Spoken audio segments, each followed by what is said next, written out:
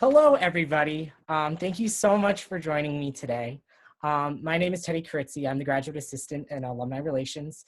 And today with me, I have the cast and the director of Theater, Dance, and Film's production of A Midsummer Night's Dream from 2016, the spring of 2016. And so I'm very excited. We're going to be having a quick discussion and question and answers. And it's just going to be very fluid. So we're just going to build it off, feel as if it is a conversation for all of you guys. So I'm very excited to start. How's everyone doing? Thumbs up? Thumbs up, awesome. Okay, so here we go. Okay, so the first question is really for Mary. Hi, Mary. Thank you so much for joining us. We would love just to hear, and I know I'm talking just for me and as well as the PC community after they've seen the show. What was the main inspiration for this interpretation of Midsummer Night's Dream for you? I was reading about an acting method in the mid-19th century that everyone poo-pooed, and the Sark Method, and it was all based on what we thought were artificial movements, like a whole series of artificial movements that actors supposedly memorized. And if you felt sad, you did a certain thing. And if you felt happy, you did a certain thing. And I thought, gee, that's pretty interesting. And the article that I read said that it was really misinterpreted and that the guy really was the first person who codified acting technique. And then I also had been fascinated with people who did sign language for performances. I thought that it was such a beautifully expressive thing. And the same thing with hip hop. You know, there were all these gestures that people used that seemed to really speak to people of, you know, your generation. And I thought, wouldn't it be fun to combine those and try to come up with a language that would be contemporary, but still be really interesting to watch as an expression of, you know, what the actors were doing. So, and then I also had been doing some research and I read about somebody talking about the show or the play being, all of it being Bottom's dream. And I thought, wow, that's really good. And that's where the whole fantasy thing came in with the flowers and the weird things that we asked the fairies to do and the sound that we asked them to make. So that's kind of all things that came together. Well, I know I can say that it definitely came through that dream and just the fluidity and the movement. I mean, just watching it, I don't know for everybody else, like I was just seeing some of the sign language with like fairies go away and all that kind of stuff. Does any of the actors, do you guys want to just speak on your speak on your experience when learning this movement and putting it to these characters? Hands. Courtney, did you want to chat about it? Awesome. Oh, sorry, hand. No worries. Keep going. Yeah, sure. So I played one of the, oh, what? Okay, I'm just gonna stop. I played one of the mechanicals, but I was also a fairy. And I know a lot of us, or all of the fairies were in like head to toe camouflage suits. So you couldn't really see our faces at all. So a lot of everything that we did had to be really physical and really big. And we worked with Mary a lot. In the early days, we did like sign language. I can still do my ABCs. And we really incorporated a lot of that into our movements along with, I know Mary said sounds. We did a lot of kind of clicking and, you know, what we considered, I guess, like woodsy or dreamlike sort of sounds. So we worked a lot with that early on. Thank you. Anybody else?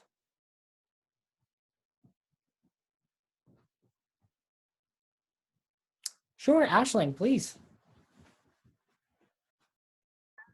Oh, sure. Yeah. It was so cool to me, and like it really pushed a lot of us, I think, as actors as well. Like the way that I had to learn how to contort my body in like ways that I had never thought possible. in a show was really, really cool. And the sign language also, I loved.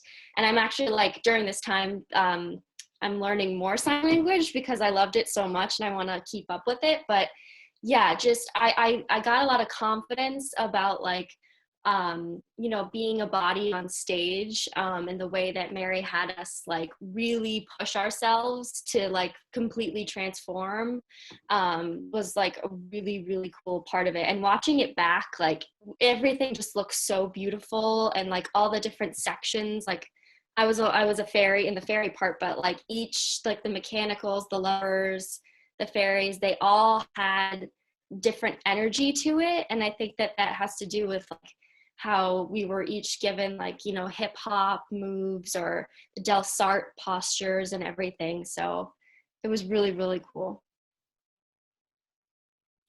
Awesome, thank you. And that actually kind of segues into my next question. I know that a lot of the magic of the play really has to do with the collective energy and the chemistry between the cast and the characters. And I would love if Mary, you could start us off. How did we have the cast members navigate the workings together for this play, and the differentiation between the language and the movement between those three groups, like the lovers and the fairy court and the mechanics? What were the highs and lows of really making sure that came through?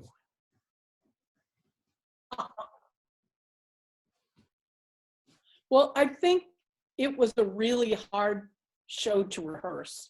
And I think people were really pushed beyond their comfort level in a lot of ways. And I'm not saying that's good all the time, but it was a huge cast and we were all working in a different way.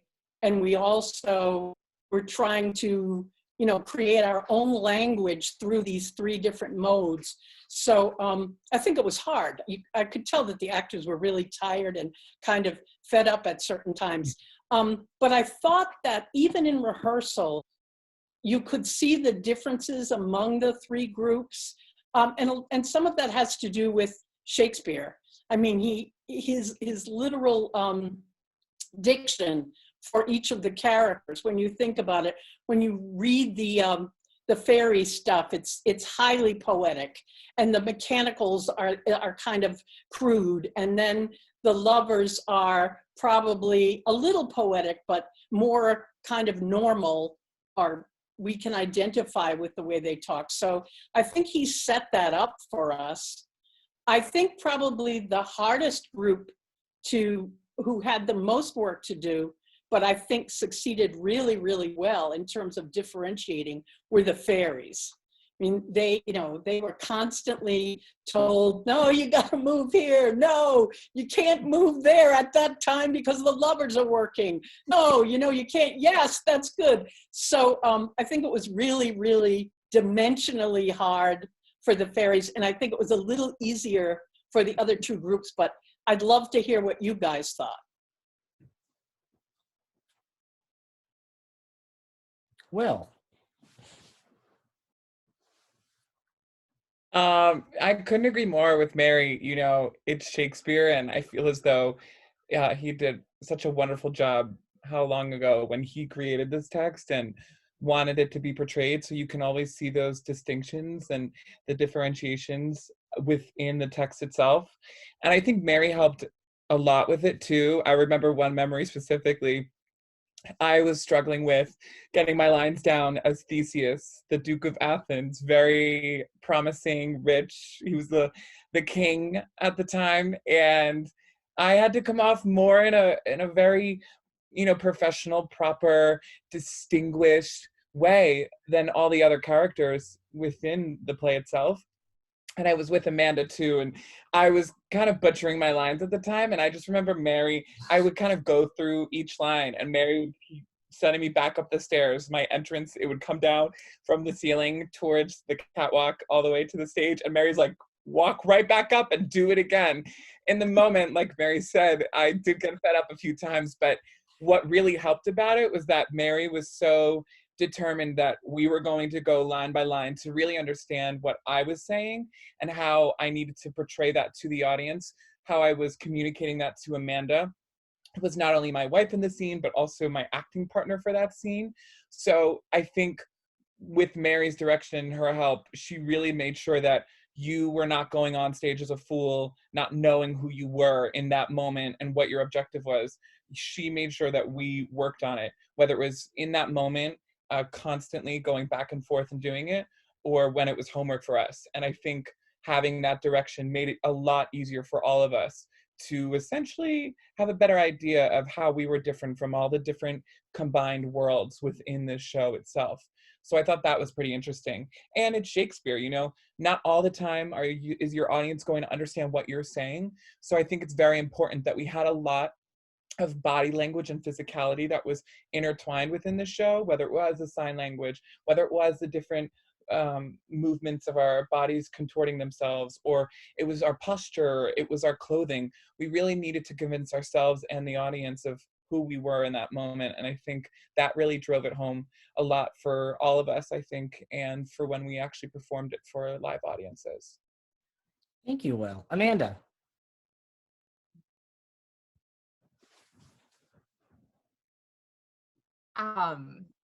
I remember the majority of us here were freshmen when we did this, and Mary set the guidelines for us, and she said, here's the hip hop and the Del Sart and the sign language, and then she would give us the creative freedom to kind of go off and figure it out ourselves, and then come back to the group, and she'd rein us in, and we would build it from there. And I remember as a freshman, that was really intimidating to do. And I struggled thinking on the spot, and I was embarrassed in front of everyone, and I definitely kind of wanted to shrink away. So it's funny to look back and have that being an experience that I was lucky enough to have in the beginning, and how I would make choices differently after all the experience I've had. But it was awesome to have that freedom and experience. And it was also to speak on behalf of the chemistry of the cast, it was a very supportive cast. I remember when we were figuring out the movement one day, and Mary just had us dancing down a line, and I was so mortified, but everyone was there cheering. I remember Mike Izzo and Kelvin, who played Oberon, being very supportive of everyone having ideas and input. So that was a great experience. Awesome. Thank you, Amanda. Veronica?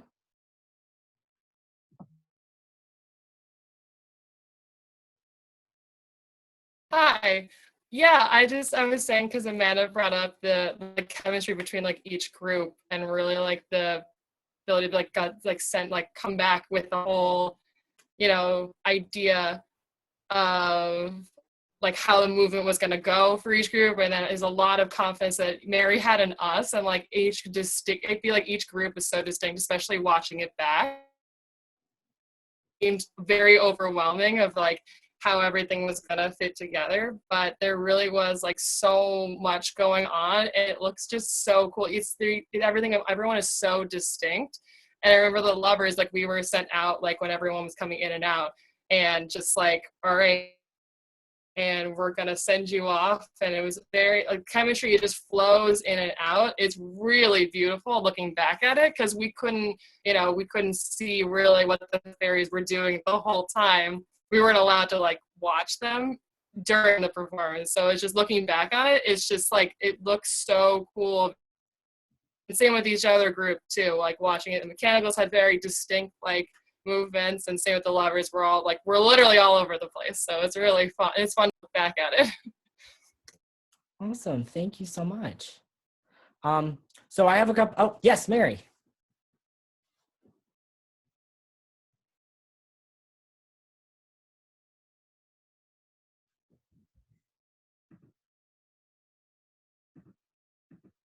The actually 3.5 different groups did so much work on their own outside of the main stage that we were working on, and then would come back with this amazing stuff. And I mean, the first thing that comes to mind is the fight between the four lovers, and how amazing that was. And all of that was created by the actors. So, and the fairies did a lot of that. So it was really even though it was really hard and stressful, it was really a totally joint collaborative thing, the final result. And I think it's shown. I think if you went and you actually saw it, it was shown. The video, it still can be seen, and I think it's amazing. But kind of going off of that, we've talked about the language, we've talked about the movement. The show was performed in the round, though, and how does this to you all? How did it heighten and intensify the storytelling and the story being shared with the audience compared to performing in a presentational style on like a thrust stage or on a proscenium? Jen.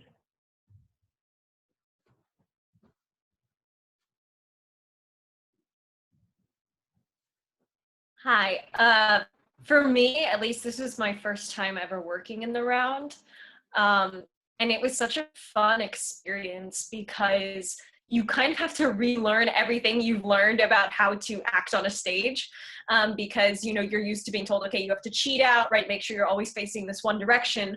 Whereas when you work in the round, you have to make sure that your movement is very dynamic, that you're constantly rotating, right? Mary would yell at us, turn, you've been facing that direction too long. Sorry, I live on a noisy street. I hope you don't hear that. And kind of in addition to that, going back to movement, right? And I kind of rewatching it, I was like, ooh, at some parts, but you have to make sure that your entire body is really interesting all the time. Because at any given point, there is a part of the audience that is just looking at your back. Yeah, you have to be so and engaging. operating on that clock and making sure you're rotating so the audience gets to share every individual. I agree. Veronica?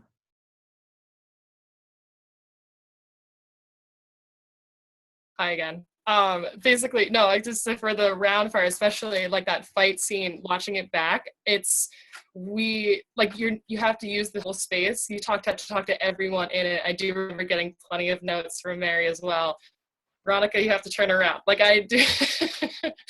But it's so fun to see, but also it gave us so much more to play with that we've never thought about, especially like not a presentational style. There was movement the entire time. I believe like everyone on this panel would completely agree with me that we were exhausted by the end because we were always in that style, but it gave us so much more room to like play through the whole space. And it kind of added to like, we were in a forest and we were all together. Like if it was more presentational, it might have felt like distance, but like the audience was with us in the forest with us. Oh, I agree. I think it made it feel like we were all in this. Like, yeah. Emily.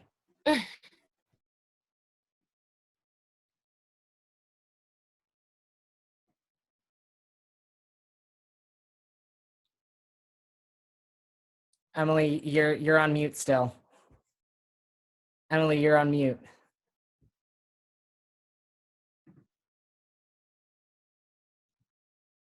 How am I now? Better. Okay, I'll start over.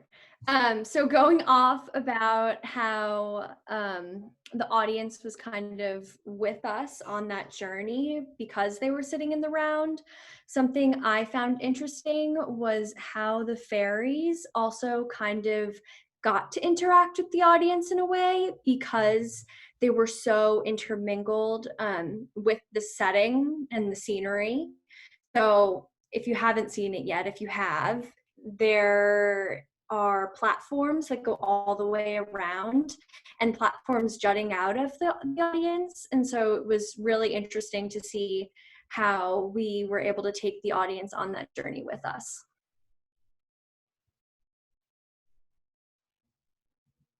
Thank you, Emily. Anybody else want to hop in?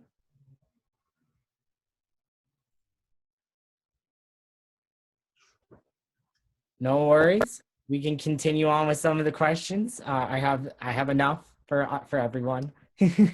For everyone, just kind of going in a more general question, what makes interpreting Shakespeare so satisfying? And maybe Mary, you can open us up, because it is our own specific interpretation of the story. Like, what makes Shakespeare so satisfying in that sense of being able to do it?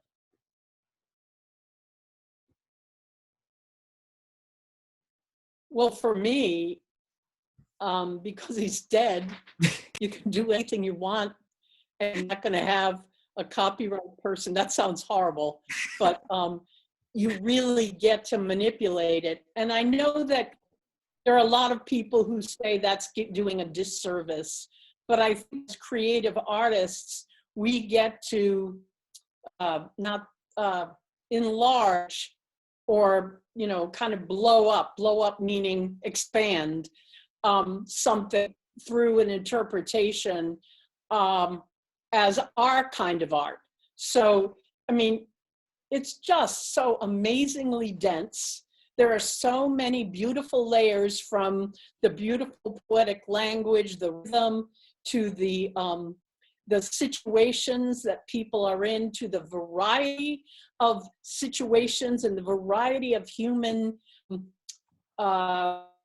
emotions and situations and feelings that all the different characters have. I mean, you just think of all your favorite Shakespearean plays, and you think of, you know, a character like Lady Macbeth, and everybody can I think everyone can identify with at least parts of those feelings that she has. So I think that's why it's so much fun for me, that it just challenges you to look at it through your eyes, your time.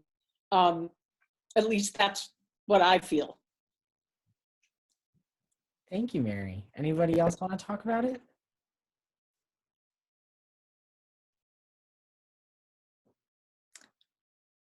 We're going to start at the top of my list. So I have Jen right now. We'll get to you next, Will, I promise.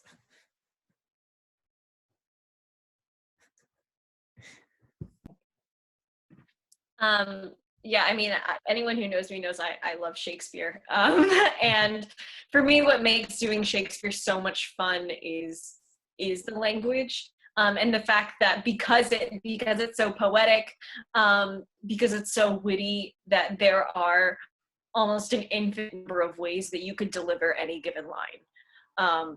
It leaves a lot of room for experimentation, for play, and so because it's playful, it's fun, and it's very active. Pretty much, there are no stage directions, right? Everything you need to know is in the language. And so for me, as an actor, it made me more experimental and more willing to do things. Well, did you want to say? I was just going to say the same thing that Jen said. I mean, she, you know, said it perfectly. There's just so much freedom and creativity with it. And I think that's, you know, any actors, directors, or performer's dream is to, yes, you want to pay homage and do it correctly, that, you know, is respectfully received well and appreciated, but you also love to have that creative freedom and the liberties that you can take with the piece itself, so that you can really bring out how you've interpreted it to everyone in the audience. So I agree, Jen. Thank you. And we keep talking about the language, and I know for us, like, huge process going into the show before we even put it on our feet was the table work, and just sitting around a table, really finding those highs and lows in the diction and the tone. Could everyone talk about, like, that process for themselves, how the difficulties that they personally had, the successes that they had, and really help everyone understand what we mean when I say the highs and lows in the language?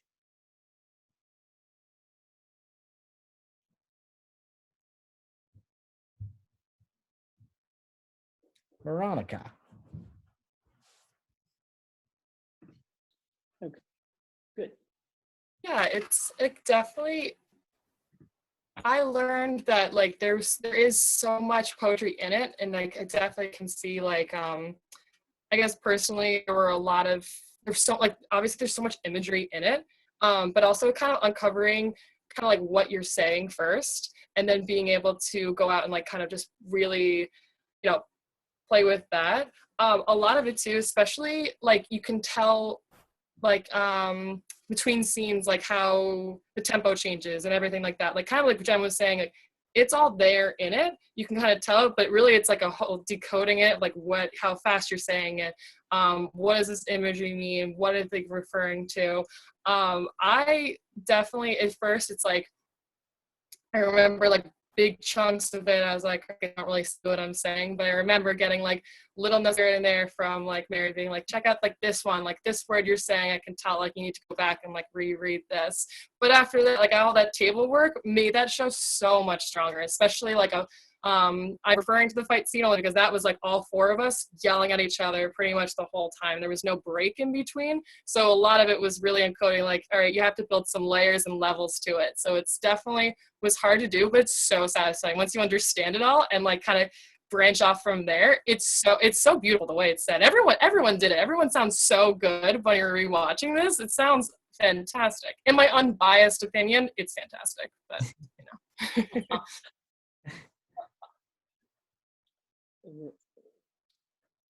Mary.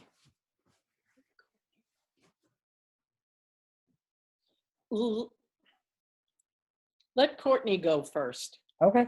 Courtney. Let Courtney go first. Okay. I mean, I was going to say as a mechanical, so the mechanicals are an interesting group. They're kind of a little bit odd and goofy, and they're not the smartest bunch. And so there's so much wordplay that Shakespeare does, and a lot of times they're saying the wrong words, and they say one thing, but they mean something totally different. And you know, it's to add, like Shakespeare does it, you know, for comedic purposes, and it's really tough at first if, you know, you're not familiar with the language that Shakespeare uses, or, you know, you're not familiar with the story, sometimes trying to figure that out. So I know the mechanicals spent a lot of time really kind of diving into what are they supposed to be saying, what are they actually saying, and, you know, how does that come across? It was quite a process, but it was fun. It was really fun. Thank you, Courtney. Mary?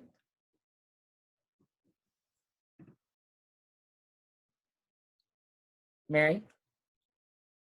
I was really pleased with how Erin ended up. Can you hear me now? Yes. I was really pleased. Okay. I was really pleased with how everyone really ended up making the language their own. And that was a really part for me. I didn't want to be overwhelmed by the rhythms of things and the meter, even though I know for some people that's really important. I wanted it to sound as if people were using words and speaking language that we all can understand. And I was very, very pleased at the level that you all got to with that. Thank you, Mary. Anybody else on the language? I'd love to hear from a fairy. Emily, Ashling, Amanda.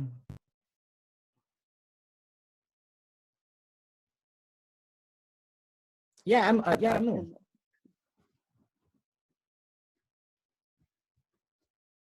Emily, yeah. So I actually did not speak in the show except for talking like a fairy. So from that perspective, language was extremely different. We spoke more in sounds and actual words, but even given that, the sounds themselves could still have emotion behind them, which was something really interesting to work on and something like I've never done before in my entire life. Thinking back, the scene where that really happens is when Titania and Oberon kind of go at it. And that was just a really interesting experience as a fairy. Thank you.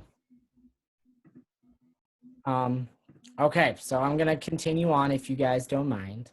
Kind of just thinking about the preparation and the rehearsal process. Can I interrupt? Oh, yes, please, Mary, please do.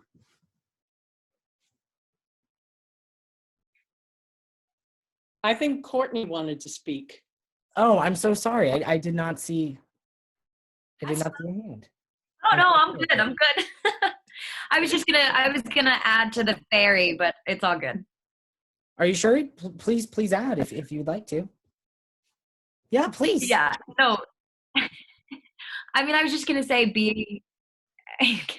being both a mechanical and a fairy, you know, it's interesting because I have two, and I think Amanda was also in this boat, but just have two totally different worlds that you have to learn and kind of master, and know when to turn them on and off on stage. And, you know, the fairies' language was mostly physical, but then kind of as Emily said, there was a lot of those sounds that we created, and really kind of working as a unit to come up with them and make it sound like their own language when nothing really existed for them before. So that was a really cool experience. Thank you, Courtney. I'm so sorry. I did not see your hand.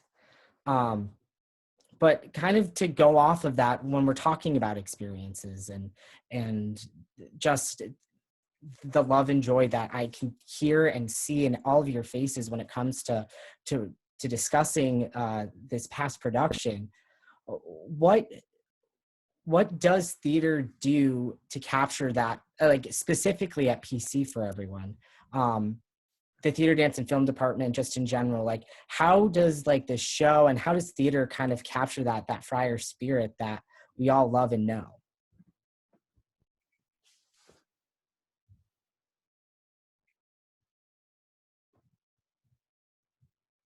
Will.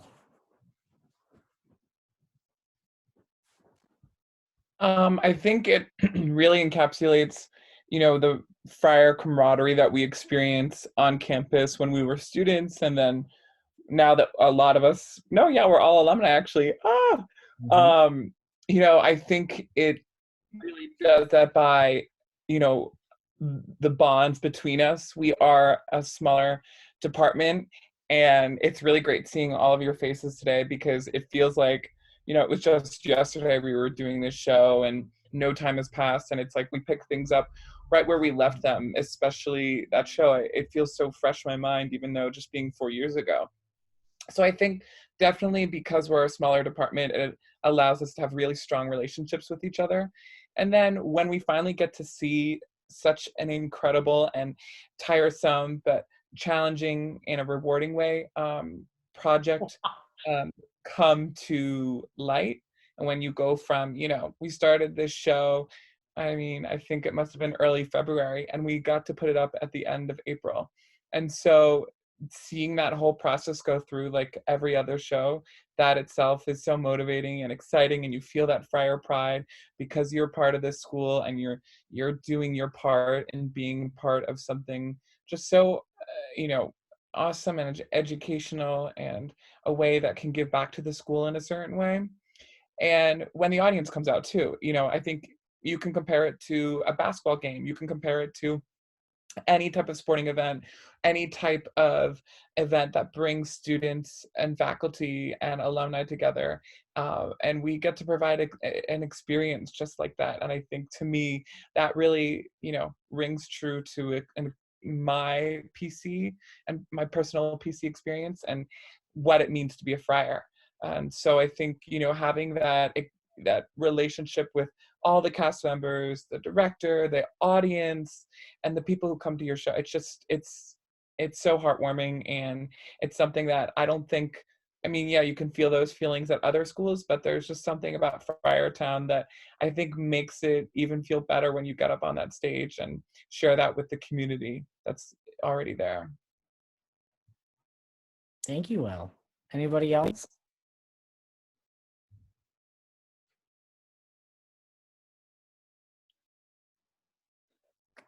No, no worries. I know this is just, again, we're having a conversation.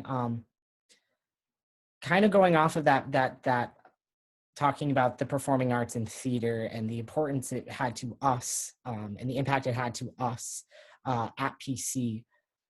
How does the performing arts and in theater in general, why is it so important during like the current climate? Like how can we show, and like what does it mean to all of you being in this quarantine and this isolation almost?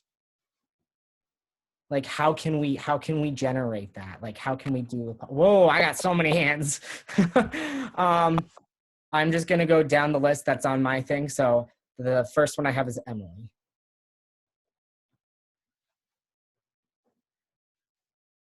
So in my eyes, theater is something that is fundamentally important. It can provide people with comfort, it can educate them, it can create stronger ties between people.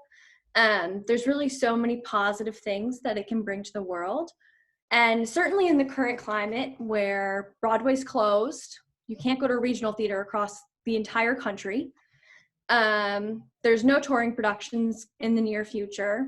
There's really no other way to experience theater than doing it in your house, like putting on a show with your family or watching a live stream of a show, like watching Midsummer. And what's so nice about that is it can bring so many different groups of people together. Like even through this talk, we're all sitting here because we have a common bond about theater. And there's people here from Massachusetts, Rhode Island, Philadelphia, Connecticut, New Jersey. I think I got all the places. But that's what I love about theater, is that it really is able to form a common bond between people, which I think is really, really important during this time when we're so far away from each other. Thank you, Emily. The next, just on my list, I'm just going down, the next person I have is Ashley. I love you, Veronica.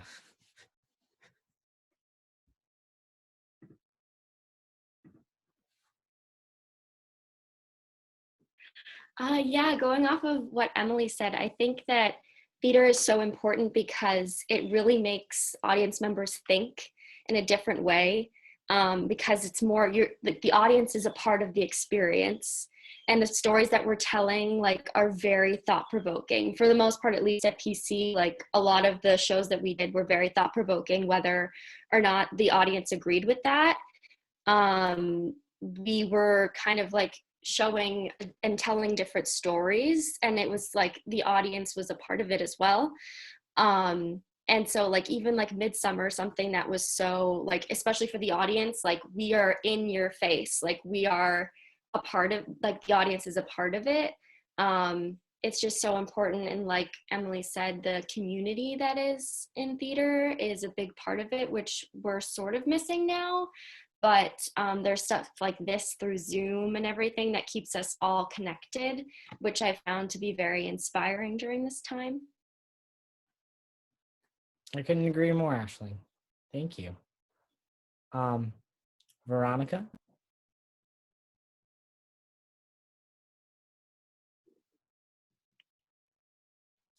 Yeah, I mean, you guys said the exact same thing I was gonna say. It's pretty much like, especially now we're so limited to what we can do, and it's telling a story, and that's why people watch these, that's why people watch us, that's why people come by, and that's why this story is centuries old, and we still are telling it, and we're still streaming it in the middle of all this. It's a really great thing. It's a great way to bring people together. And especially when we come out of this, I think there's going to be an explosion of expressing how we feel during this.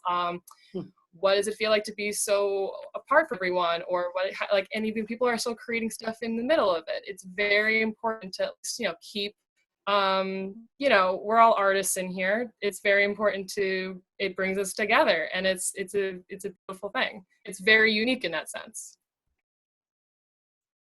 Again, I couldn't agree more. Just for the sake of time, I have one question left, and you can answer this, and I want an answer from every single one of you, and we're just going to go down the line that I have, just the list. Does everybody have a favorite line or moment that they have from this show. I know personally, I mean, I could talk about the entire show. I think my favorite moment, just I was so lucky to just like be sitting and sleeping on the stage, but the dance that Titania and Oberon do when the spell is lifted from her is just so engaging, and I love that, and the Bergamask, like all of like the more active things were great. And my favorite lines were all of the Shakespearean like digs and swears. I think my favorite one is oh, what was it? It was I just had it and I'm blanking out. It was one that was like told to Hermia. It was, I'm sorry. Canker Blossom. Canker Blossom's great. I love Canker Blossom. So just to go down the list, the first person on my list I have is Veronica.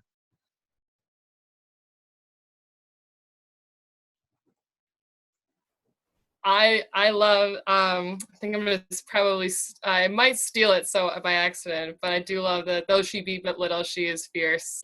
I love the yelling at like that line. I might steal it by accident. Next person on the down the line is Mary. My favorite line is crazy. It has been my favorite line since I was in 9th grade and I first read it, and it's nothing phenomenal at all. It's when Veronica is talking to Jen and she's referring to her size and she calls her a bead. It's like the canker blossom thing, you know, you blah, blah, blah, blah, blah, you bead. That's just something that has always stuck with me. And I know it's not a very sophisticated choice, but it's been there for years. I love it. The next person on my list is Ashley.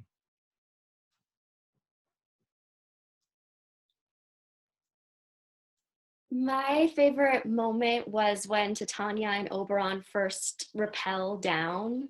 It is just such a cool, it's just like the coolest thing ever. And like one of my favorite lines from that is like the give me that boy and fairies away. I've always loved that. That's cool. Awesome. Next person on my list is Emily.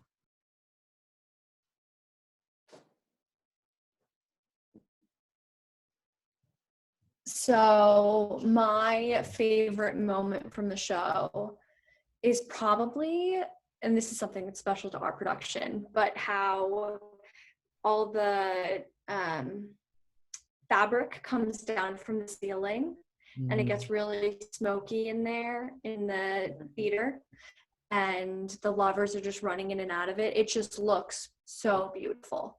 So that's probably my favorite moment from the play. Awesome.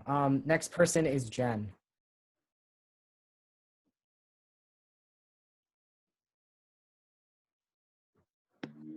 Okay, so Veronica stole my favorite line.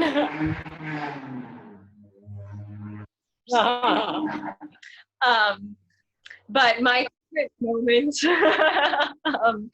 is probably the fight scene between the four lovers. We had so much fun coming up with that, and it was just something I enjoyed doing every single night. You got some air. And my favorite line, besides the one that Ronnie stole, the years, is "Oh, what mortals be." Hmm. Yeah, that's cool too. Thank you. Next person is Amanda.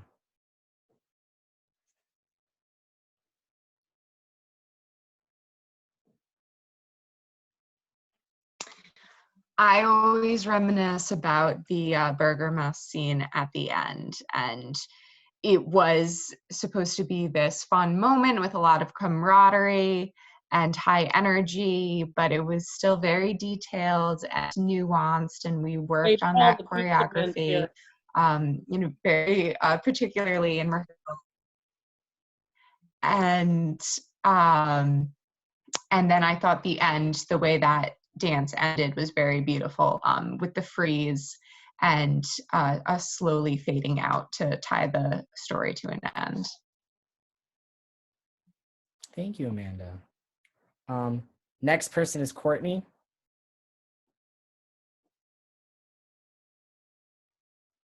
Paul? Paul?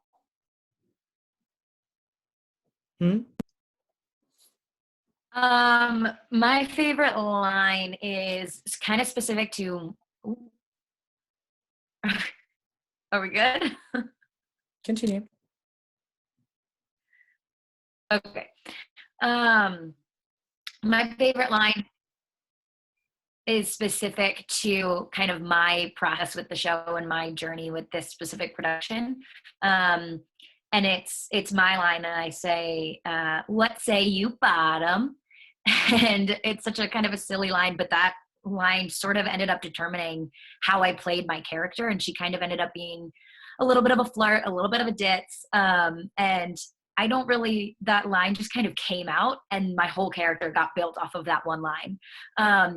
So that's definitely the most memorable line for me. And then, like Amanda said, I love the ending of the show. I love how it's this big, joyous dance into this kind of beautiful freeze and set of fairies.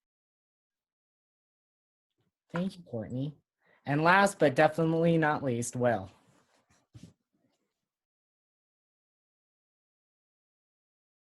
Hey, I'm so glad I can be the last one.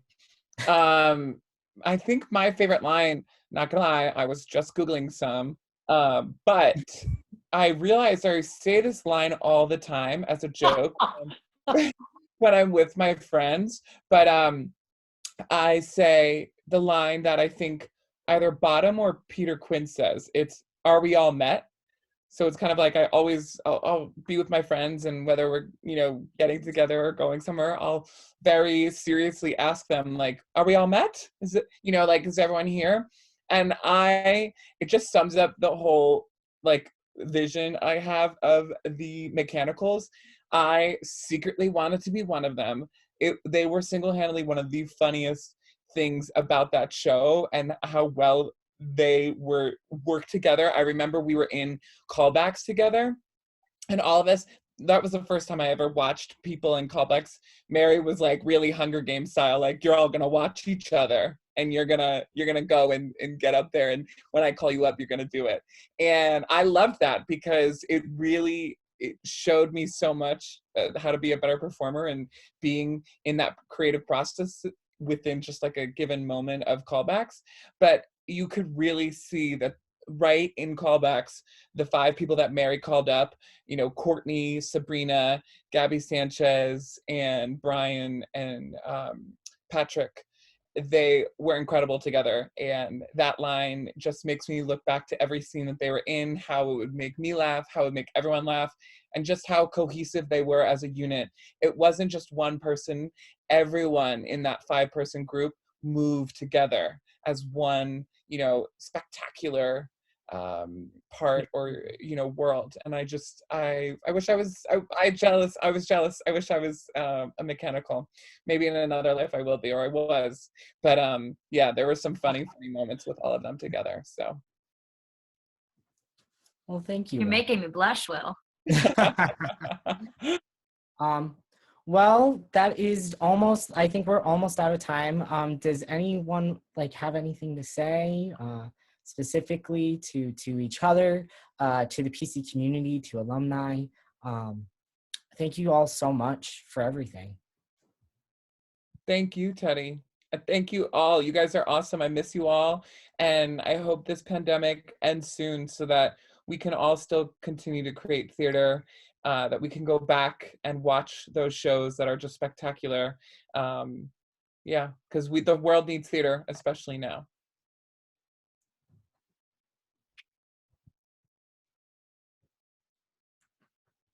Please feel free to talk. Anyone.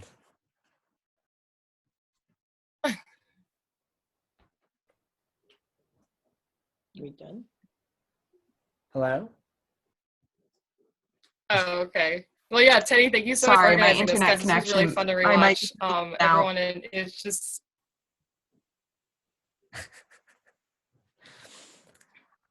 I think this fun ending just kind of sums it all up, don't you all? I think we're gonna leave it there now. I love you all. I'm so sorry. Thank you all again for joining me, for having this discussion with me, and Thank you, being Teddy. allowed to be shared with the PC community. I think this really is a celebration of the arts, and just a penultimate moment of how theater becomes a community and stays a community, even during times like now. Okay. Well, with that being said, I'm gonna hit stop record and end the meeting. I love you all with all my heart. God bless you all. Stay safe, stay healthy, and have a great evening, everybody. Signing off. Bye.